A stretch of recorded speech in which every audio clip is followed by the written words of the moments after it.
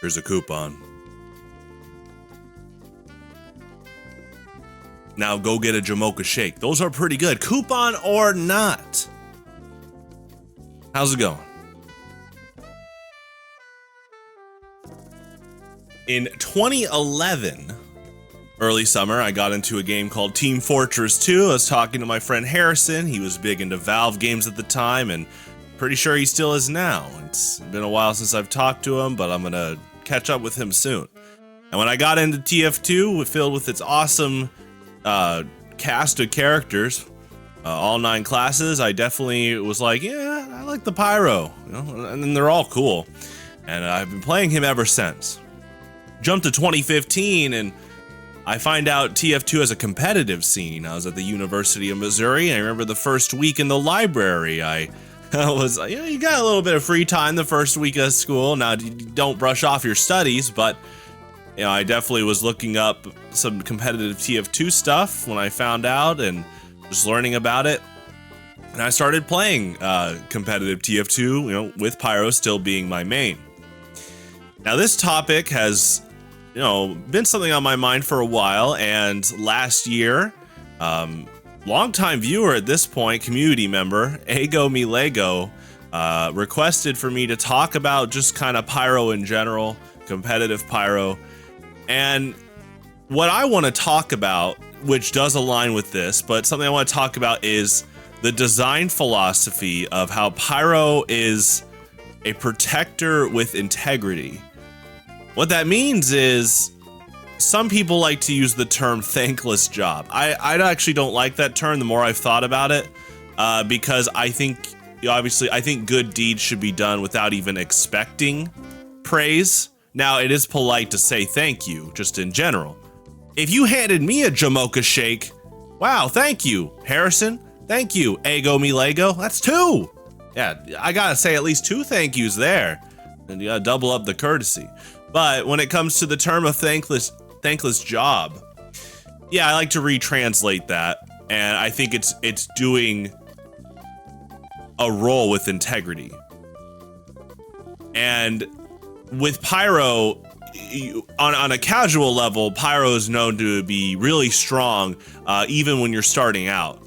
So in terms of like skill ceilings at a low level, Pyro is extremely effective because you use your flamethrower, you spread fire and get kills.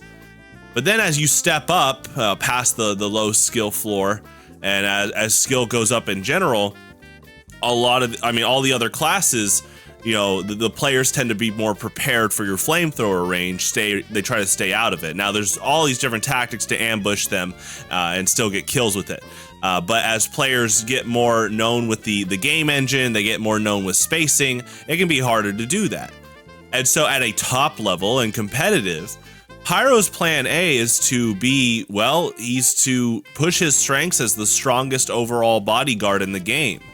And the main character you're protecting is the medic and the combo, which is the medic, the demo man, and the heavy. What's cool about that is all 3 of those classes are, you know, along with you know, being the combo, your big thing is making a lot of progress. You know, the demo man creates space for the team. The heavy sustains that space. The medic heals and builds a potential game-winning uber charge. And the Pyro protects all of them because this game is really offensive oriented. You know, there's a ton of classes that are out there to kill you. All classes are designed to be to kill the crap out of each other.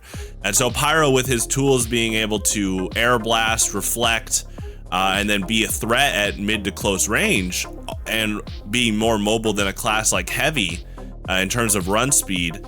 Or like Soldier in terms of run speed, not counting like rocket jumping, it allows for Pyro to keep pace with the combo and protect them. And what's interesting is, I think at a casual level, you learn about those strengths when you're protecting your engineer or multiple engineers in their buildings, because there's these early building blocks players go through where they recognize Pyro's, you know, pretty great at like detecting spies with his flamethrower. And so you already kind of have those building blocks of recognizing, oh, I'm a pretty strong protector. Now, the ironic part, and this is where it comes from protecting with integrity, is there are a lot of Pyro players, and there's players in general that when they learn about Pyro's strengths as a protector, they don't really want to do that much. And that's not a call out. It's more about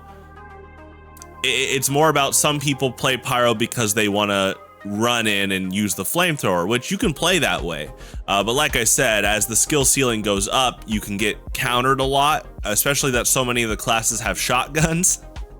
So being able to use other things in your arsenal, like your secondary weapons, your own shotgun, a flare gun, your own melee weapons to catch up with pacing or go for a puff and sting kill, all really big.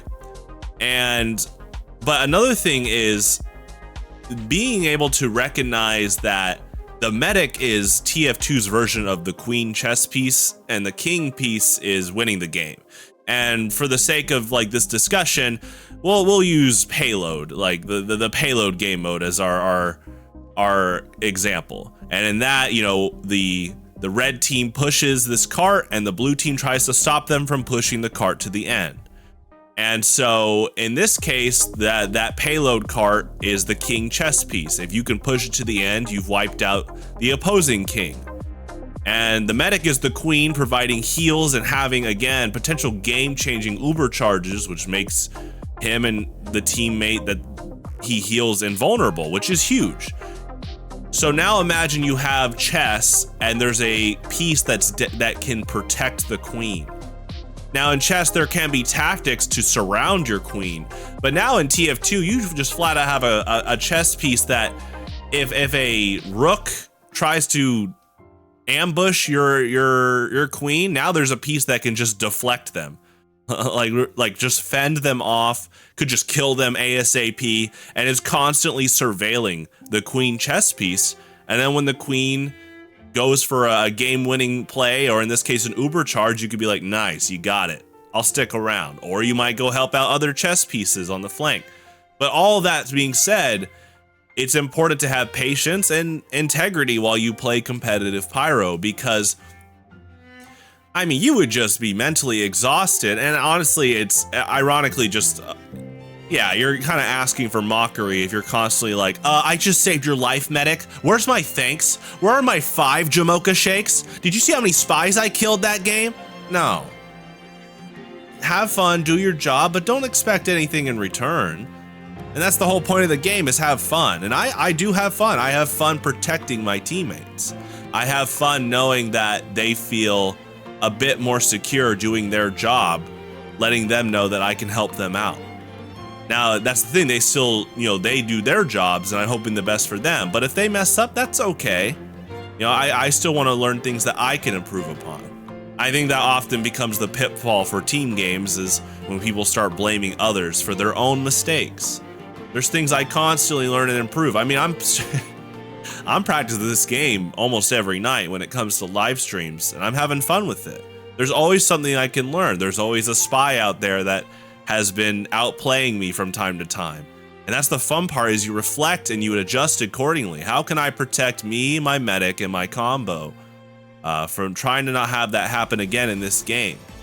And if it does happen, you get back up and keep at it. I've talked about that way in the past when I was covering the engineer and how big he is with momentum and keeping at it. And I think that's the case with every class in their own unique way. And the fun part about Pyro is, again, that reflective property, about you're not just reflecting rockets and grenades and sticky bombs back at the opponent. You're also reflecting upon you as a player, because every time you die, the camera highlights who killed you. And you're thinking, okay, how can I reposition myself? And you don't want to beat yourself up if your medic dies, but there's definitely something about, you want to make sure that you can be better at protecting them. And it really does. It honestly, playing competitive Pyro is a lot like a escort the president type of play style. And I think as long as you hold integrity about you being protective, not ever asking for something in return, you have a lot greater of a time overall. I love Mondays.